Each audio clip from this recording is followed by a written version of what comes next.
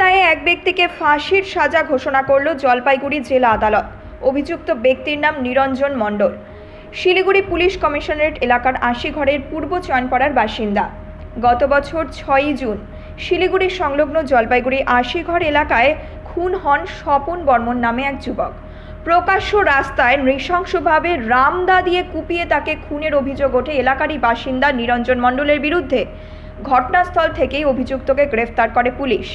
জলপাইগুড়ি জেলা আদালতে চলছিল বিচার। বুধবার সহকারী আইনজীবী প্রতীকলাল ঝা জানান, 18 জনের সাক্ষ্য প্রমাণ খতিয়ে দেখে অভিযুক্তের ফাঁসির সাজা ঘোষণা করেন জেলা আদালতের অ্যাডিশনাল 4th কোর্টের বিচারক রিন্টু সুর। আদালতের রায়ে খুশি মৃতের পরিবার। মানে ভগবানের সামনে শিক্ষক আমাদের যে উকিলে আছে লড়ছে আমাদের জন্য, আমাদের তো কি সব কিছুটা পাইলো আমার দাদা আজকে আমার বৌদি আছে, আমার মেয়ে এটা মেয়েটা কি দোষ করছে, কি অন্যায়টা করছে, ব্যক্তিতে বাবাটা যে কেড়ে নিল এটা কি ঠিক করছে? এতটা আক্রোশ কেন ছিল জানি না, ওর আক্রোশ কি ছিল, ওর দাদাকে মারার জন্য খালি কি বাহানা খুঁজতেছে খালি। কেন এই এতটা ক্ষোভ কেন?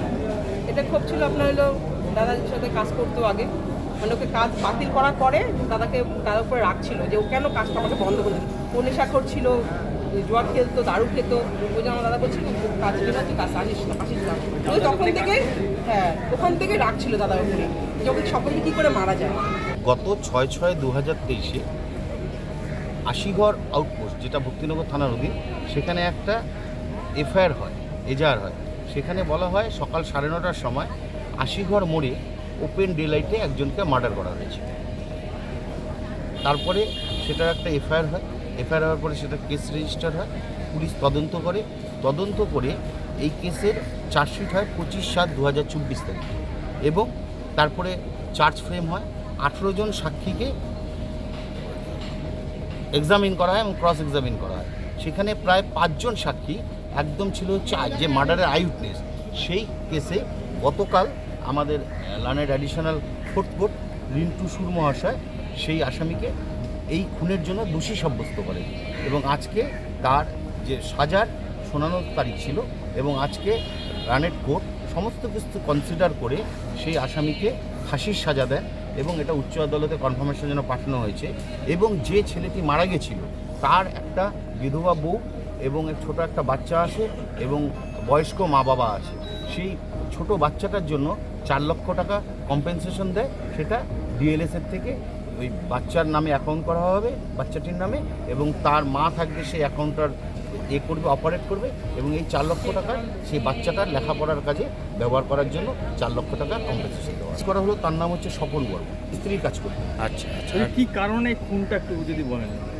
কোনটা কারণে সেইভাবে দেখা যাচ্ছে, ইনভেস্টিগেশনে কি আসছে? ইনভেস্টিগেশনে এসেছিল যে এদের একটা টোটো চুরি হয়েছিল, সেই টোটো চুরির কেসে ওদের এগেনস্টে এফআইআর ছিল।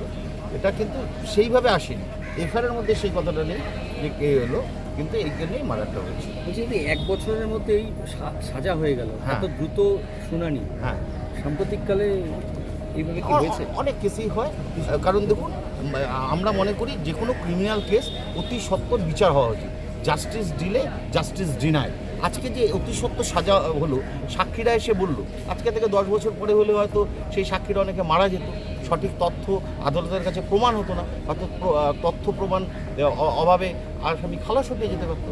আর এই সদ্য কেসটা হওয়াতে যতজন সাক্ষী ছিল প্রত্যেকেই আদালতে এসছে, প্রত্যেকে তাদের নিজের বয়ান দিয়েছে, এবং যারা আই উইটনেস কীভাবে মার্ডার হয়েছিল, কখন হয়েছিল, কোথায় হয়েছিল, আসামি মারার পরে যে দাটা নিয়ে পালিয়ে যায় সেটারও সাক্ষী ছিল, সে এবং দাটা সিজ হয়, এবং পরবর্তীকালে সমস্ত রিপোর্ট আসে, সেই রিপোর্টে হচ্ছে যে দায়ের মধ্যে যে রক্ত ছিল, আসামির যে রক্ত ছিল, সেই প্রমাণও মিলে যায়। আর যে মারা গেল তার নাম হচ্ছে স্বপন বর্মন। কেস নাম্বারটা কত আর ডেটটা কত?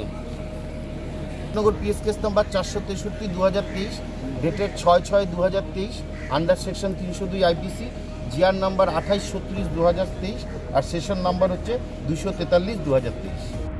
জলপাইগুড়ি থেকে দিব্যেন্দু সিনহার রিপোর্ট, নিউজ মেট্রো।